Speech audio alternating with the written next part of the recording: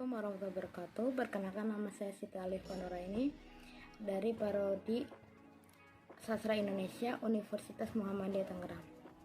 Tujuan saya membuat video ini ingin mempresentasikan mata kuliah linguistik materi forum.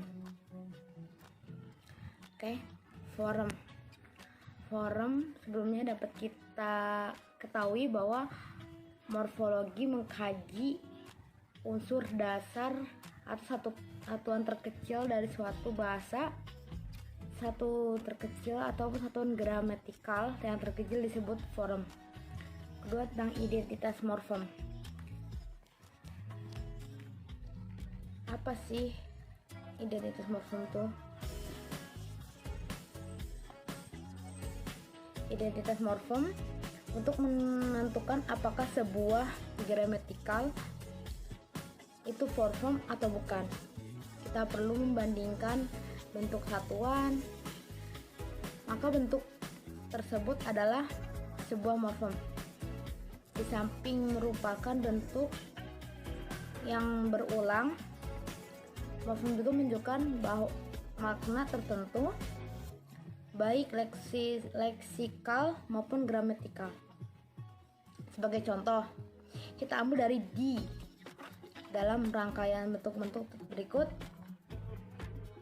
dipukul, diambil, dipotong, diusir, dibawa, digali, dipasang.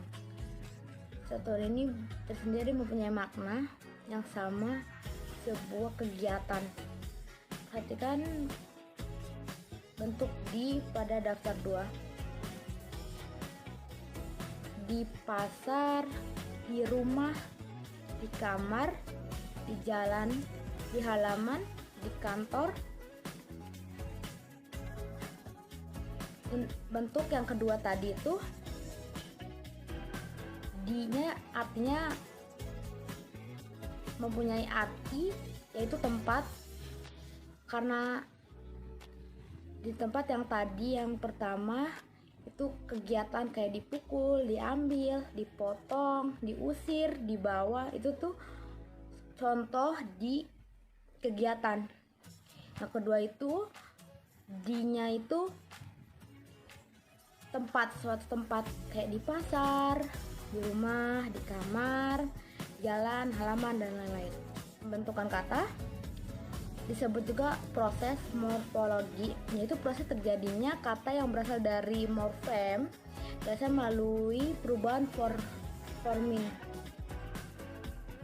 Setelah itu kita ke jenis-jenis proses morfologis. Ada apa aja sih jenis-jenis proses morfologis? Yang satu, gramatikalisasi. Apa sih gramatikalisasi itu? Proses perubahan tataran dari formen ke kata yang ditatar sintraksis merupakan perubahan tataran pertama. Tidak semua formen menjadi kata. Sebuah formen yaitu ber, ter, ke, dan sejenisnya tergolong morfem. Mereka tidak dapat langsung menjadi kata. Ya, kedua, afiksasi. Proses perubahan afiks pada sebuah proses ini terlibat unsur-unsur dasar atau bentuk dasar afiks yang makna gramatikal yang dihasilkan bersifat infeksil apabila afiksasi tidak mengubah kelas kata. Jenis-jenis afiks secara tradisional diklasifikasi sebagai berikut. Jenis-jenis afiks pasti ada berapa sih? Ada 5. Saya akan jelaskan. 1. Prefeksis adalah afiks yang diletakkan di muka bentuk dasar. Dalam bahasa Indonesia misalnya mem, di, her, ke, ter, se, tem, dan pe atau per. Kedua, infeklivis adalah afiks yang diletakkan dalam bentuk letakkan di dalam bentuk dasar. Kalau tadi prefiks itu di muka, kalau infleksi fix itu di dalam bentuk dasar. Dalam bahasa Indonesia terdapat 3 macam afiks, yaitu L, M, dan R. Ketiga, sulfiksis adalah afiks yang diletak di belakang bentuk dasar.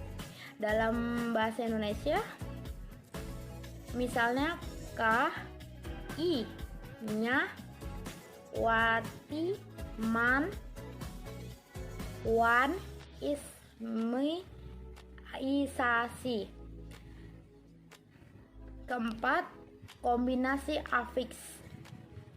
Proses pembentukan kata yang dihubungkan dengan sebuah bentuk dasar dalam bahasa Indonesia, misalnya, dikenal sebagai proses kombinasi afiks, yaitu me, kan, me, i, memper, kan, memper, i, berkan, me, i, mem, kan, mem, i, ber, ter, kan, pe, an, dan senyan. Kelima, konfiks adalah satu afiks yang mengungkapkan beberapa makna gramatikal. Terdapat 4 konfiks, yaitu ke, an, pen, an, per, an, dan per, an. Ketiga, reduplikasi. Apa itu reduplikasi? Proses morfologi yang mengulangi bentuk dasar maupun disertai dengan perubahan bunyi. Dibedakan beberapa bunyi, seperti bolak-balik, dasar katanya itu balik.